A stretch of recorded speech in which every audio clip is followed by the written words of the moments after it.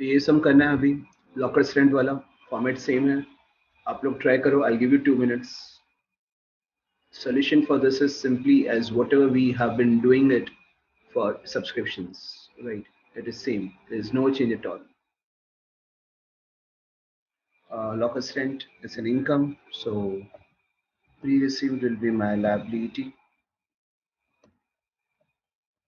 and outstanding will be my asset.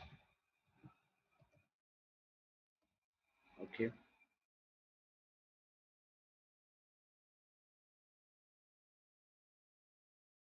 Over here, by locus rent plus minus minus. Okay. Outstanding, pre-received, outstanding, current year, previous year, current year, previous year, and over here it may be outstanding current year and also outstanding locus rent of previous year. Yes. Okay, so I'm done with 9 plus 1, 10 amounts. Yes. Yes, sir.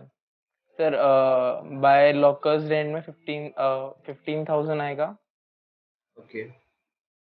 फिर then हमारा current year outstanding है हमारा 700. okay.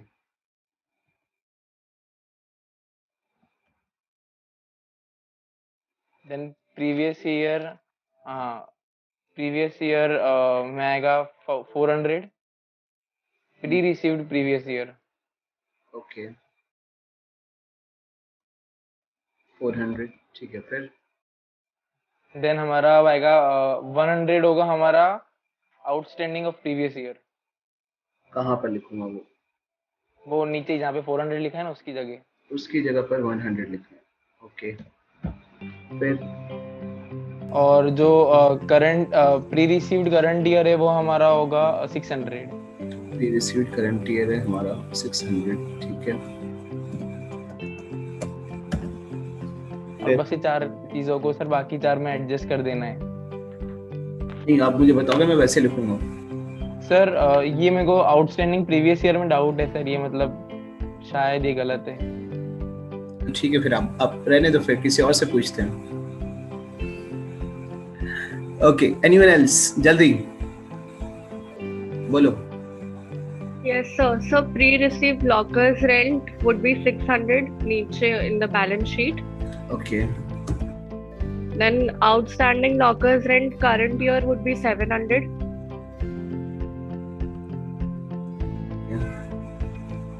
Then outstanding lockers rent in the balance sheet of year 2015, it would be 500.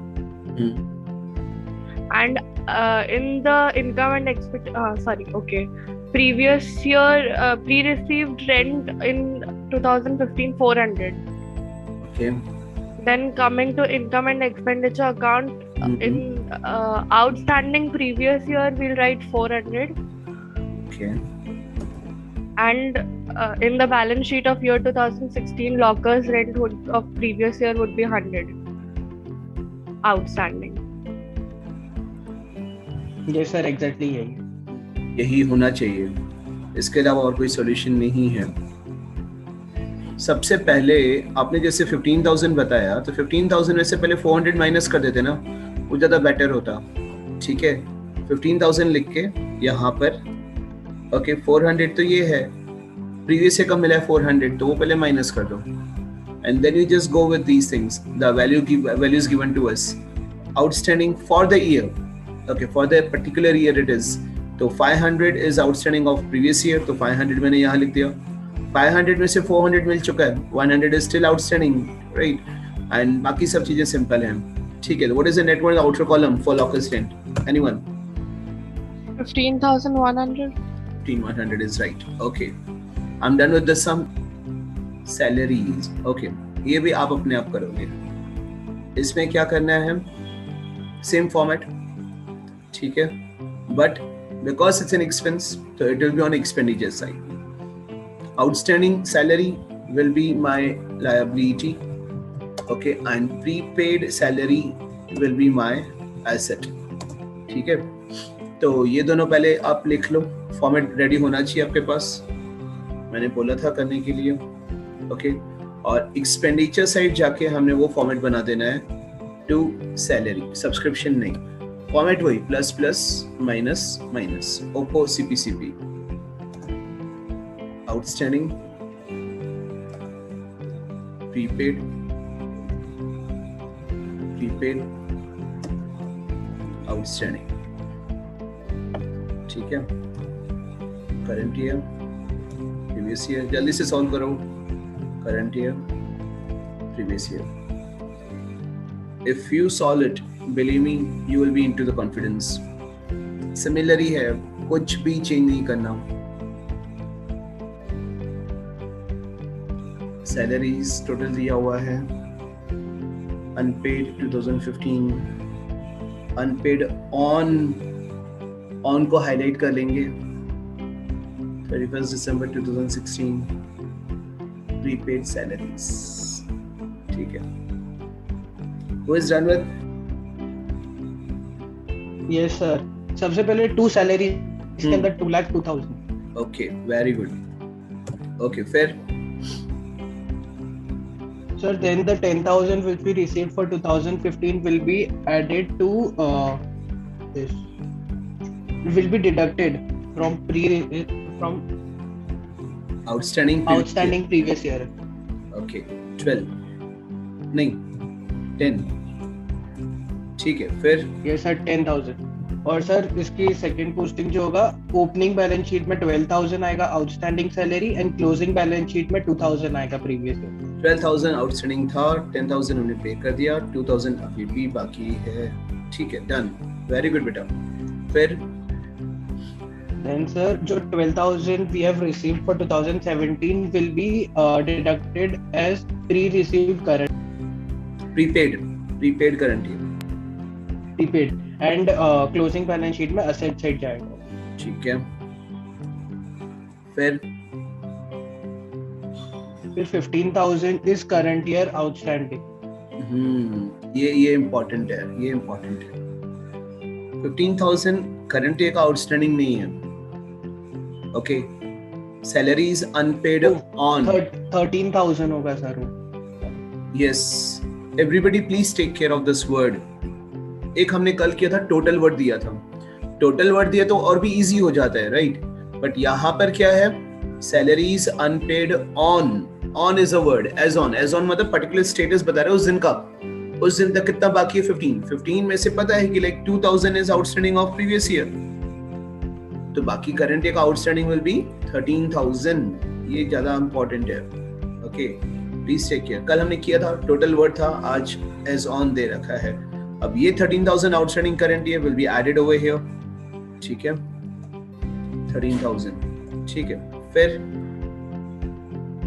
Sir 3,000 है वो previous year, prepaid previous year हो. Prepaid previous year. यहाँ पे आके आपने लिख देना है 3,000 एंड ये 3,000 यहाँ पर आ जाएगा. डन.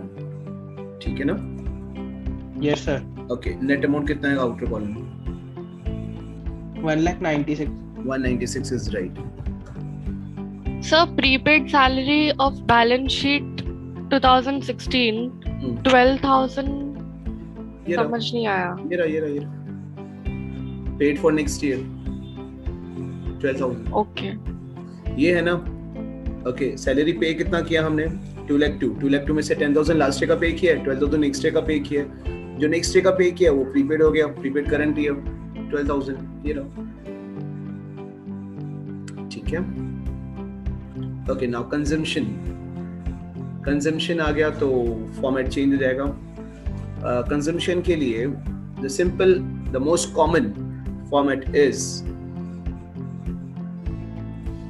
इनकम एक्सपेंडिचर अकाउंट में जाके डेबिट साइड जाके लिख देना है. जैसे स्टेशनरी है तो हेडिंग दे दूंगा मैं to stationery consumed. Okay. Stationery consumed. The formula is opening stock,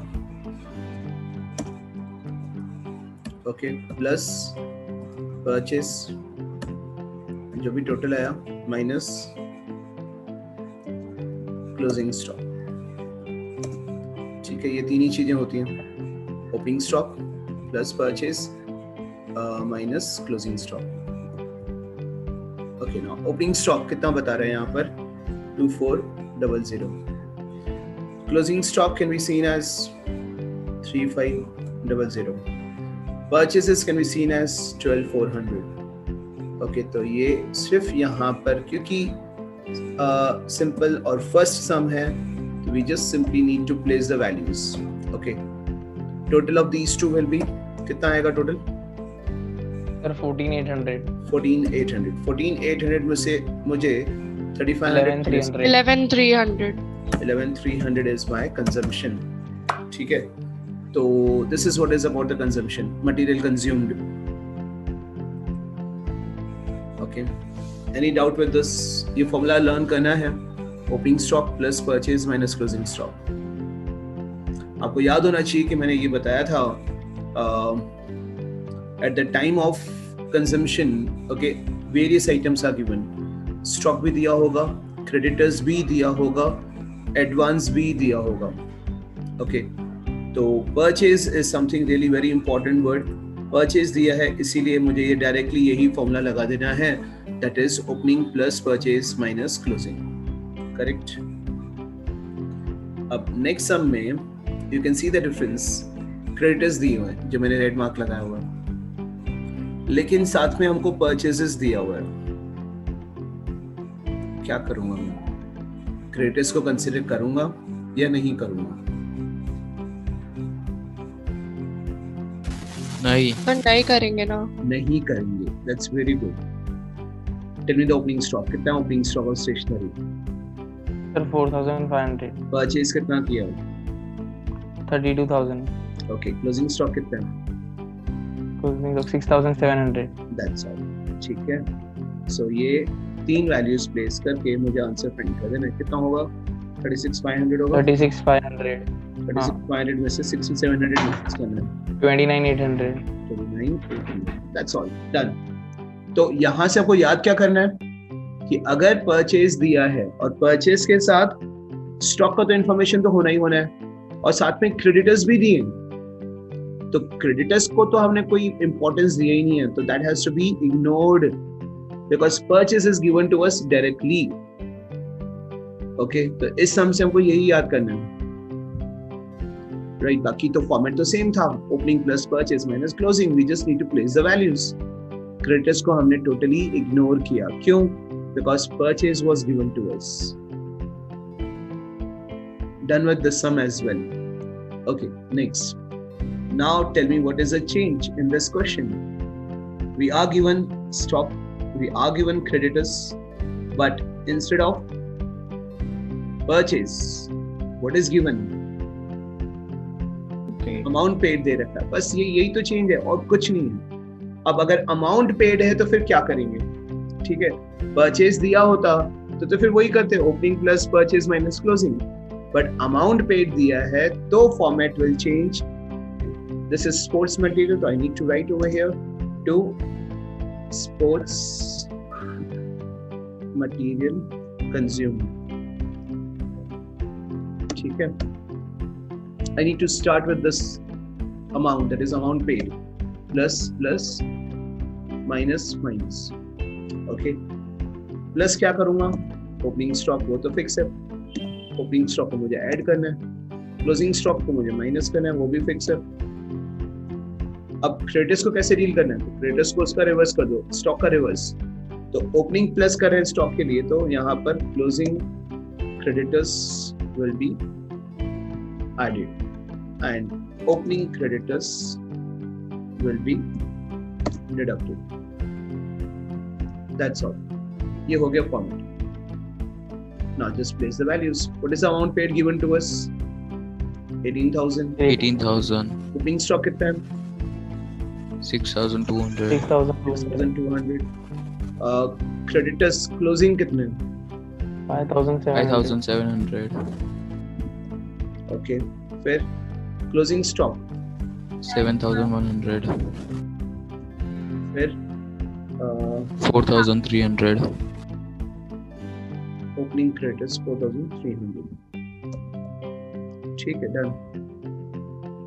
plus minus करके आंसर बताओ कितना आ रहा है। Yes 18,500. 18,500 is right. Okay. So this is how I prefer to do it. जैसे उस दिन बात कर रहे थे हम लोग, तो ठीक है, 2 फॉर्मेट फॉलो करो आप। 2 फॉर्मेट में पहले नहीं सर, अब समझ आ रहा है सर, यही अच्छा है। हाँ, ये बेस्ट है। सपोज अगर मुझे परचेज फाइंड करना है, तो परचेज फाइंड करने के लिए मैं क्या करूंगा, अमाउंट पेड, स्टॉक मैंने हटा देना है। हाँ ठीक है सर, क्रेडिटर्स यूज करेंगे जिससे परचेज हाँ। आ जाएगा। हाँ, दैट्स ऑल। ओके, इतना करेंगे तो परचेज आएगा। कितना आएगा परचेज बताओ? कितना? 1400 का डिफरेंस है। हाँ 1400 है। हाँ 19400। 19400। ठीक है, और अब कंजम्पशन फाइंड कर लो। क्या है? Sports material consumed, right? बोलो अमाउंट कितना आ रहा है?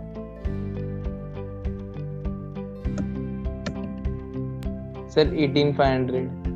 18,500। ठीक है, तो मैंने ये किया, आपको में ये करना है। नहीं सर, कुछ फर्क नहीं है सर, यही अच्छा है जो आपने करा ना। हाँ, मैं जानता हूँ। ठीक है बेटा, यस सर। डन। ओके, तो ये हम लोग फॉलो नहीं कर रहे हैं। I am deleting this part. Okay, ये सिर्फ समझाने के लिए था कि this is also possible. Okay, done. Next one regarding consumption. Okay, अब along with stock and creditors, advance भी दिया हुआ है।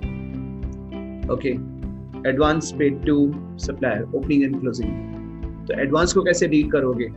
सेम वे, ओपनिंग स्टॉक की तरह, स्टॉक ओपनिंग प्लस करे तो एडवांस ओपनिंग प्लस कर देंगे, तो 3 + 3 माइनस आ जाएंगे। It is again stationery consume to stationery consumed. Okay, amount paid is given, ये खास ध्यान देना, अमाउंट पेड होना चाहिए, plus plus plus minus minus minus. ठीक है, ओके, एंड यहाँ पर आपने लिखना है plus opening stock, okay, minus closing stock. ठीक है, क्रेडिटर्स का इसका रिवर्स कर दूं, plus closing creditors minus opening creditors.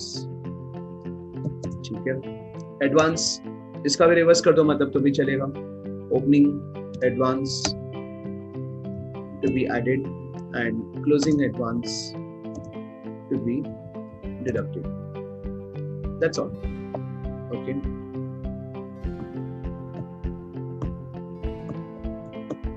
Okay, amounts please, मुझे अमाउंट पेड बताओ कितना दे रखा है? Yes, anyone? What is the amount paid given? Sir 22,000। Okay, what is opening stock given? 8,000। Okay, फिर closing creditors कितने दिए हुए? Closing creditors 5,000। 5,000। फिर opening advance 2,000। फिर closing stock 7,000। फिर opening creditors 4,000। फिर closing advance 3,000। 3,000। ठीक है, डन। करो प्लस माइनस कितना आ रहा है? 8, 15, 14। Sir 23। 23 is correct. Done. Consumption आ गया. So I think like we are done with the consumption part also. Okay. How many of you remember receipts and payments account? The most simplest sum. मतलब ये हम मतलब सारे expenses, मतलब जो भी हमारी इनकम होती है एंड पेमेंट होते हैं हमारे, मतलब जो भी प्रीवियस ईयर हो, करंट ईयर हो या फिर फ्यूचर, मतलब किसी का भी हो, टोटल सब मिला के इसमें मतलब आता है। सारे रिसिप्ट्स, सारे पेमेंट्स, शॉर्ट में यही है ना? सारे रिसिप्ट्स का मतलब है कि like irrespective of the year, मैं ये बोलता हूँ हमेशा, इररिस्पेक्टिव ऑफ द ईयर का मतलब चाहे वो रिसिप्ट जो है वो करंट ईयर का है, प्रीवियस ईयर का है, नेक्स्ट ईयर का है, कोई फर्क नहीं पड़ता। पेमेंट का भी same thing, current year, previous year, next year, कोई फर्क नहीं पड़ता। But because it is related to the receipts, पैसा आ रहा है रिसिप्ट्स में लिखो, पैसा जा रहा है पेमेंट्स में लिखो, इसके अलावा और कोई लॉजिक यहाँ पर अप्लाई नहीं करना। हाँ, कैश बुक की समरी है। हाँ, कैश बुक का समरी है, तो पैसा आ रहा है तो लिखना है, पैसा जाना है तो लिखना है, ठीक है। बाकी ये कि जो नॉन कैश अमाउंट्स हैं वो नहीं लिखेंगे। नॉन कैश मतलब डेप्रिसिएशन हो गया, आउटस्टैंडिंग हो गया, ठीक है। आउटस्टैंडिंग का मतलब बेसिकली एडजस्टमेंट यहाँ पे कंसीडर नहीं करना, कोई प्लस माइनस नहीं करना, कोई भी एडजस्टमेंट यहाँ नहीं करना। ओके, पैसा आया है लिखना है, पैसा गया है लिखना है, दैट्स ऑल। ओके, तो who will help me to solve the sum? एक एक करके, पार्टिसिपेशन होगा तो ज्यादा इंटरेस्टिंग बनता है class. Yes, opening balance, cash book होता तो कहाँ लिखते?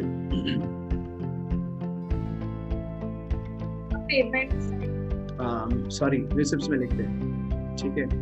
Opening cash balance, bank overdraft होता है तो हम पेमेंट में लिखते हैं, राइट। तो रिसिप्ट साइड जाके टू बैलेंस BD, ओके, यहाँ आके लिख देंगे amount is 10,000, okay. Subscriptions received rupees 20,200, received है, पैसा आया है, कहाँ लिखेंगे? रिसिप्ट्स या पेमेंट्स?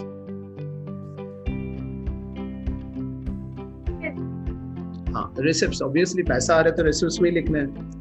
टू सब्सक्रिप्शंस, ठीक है। टोटल अमाउंट रिसीव्ड इज 20,200 और बता रहा है इंक्लूडिंग ये सब, ठीक है। तो जो इंक्लूडिंग वाला पार्ट है मैंने ब्रैकेट में आके यहाँ लिख देना है, दैट्स ऑल। इंक्लूडिंग 1200 फॉर 15-16 मतलब प्रीवियस ईयर का, एंड 2000 फॉर 17-18, ठीक है, प्रीवियस ईयर नेक्स्ट ईयर का, लेकिन पैसा तो मिला है, यहाँ तो हमें पूरा ही लिखना है, रिसिप्ट्स की बात कर रहे हैं हम तो। डन। फिर salaries paid at the rate of 1500 per month up to June 2017, तो कितने मंथ्स का पे किया होगा मुझे वो बताओ, और लिखेंगे कहाँ पर? पेमेंट में लिखेंगे, ठीक है, bye salaries. Okay, 1500 per month का बताया हुआ है। ओके, टेल मी हमने कितने मंथ्स का पेमेंट किया होगा? पेड अप टू जून 2017, हमारा मार्च में ईयर खत्म हो जाता है। Yes anyone? 24,000. 24,000। Okay, good.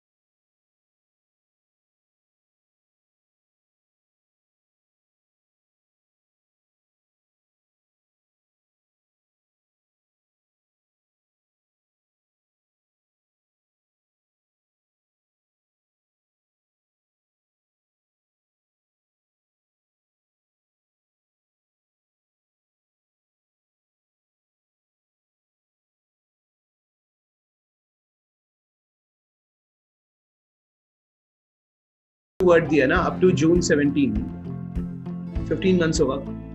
Yes, sir. ठीक है, तो मार्च तक तो हमारे 12 मंथ्स होते ही हैं। फिर अप्रैल मई जून, मैंने जुलाई तक काउंट किया था इसीलिए, अप्रैल मई जून 3 मोर मंथ्स, सो 15 मंथ्स हो जाते हैं। 12 + 3 15, तो इसीलिए 15 मंथ्स के हिसाब से मुझे लिखना पड़ेगा, that's 22,500। Okay, so done. Now I want you to get the total and the difference please, कितना आएगा? 6।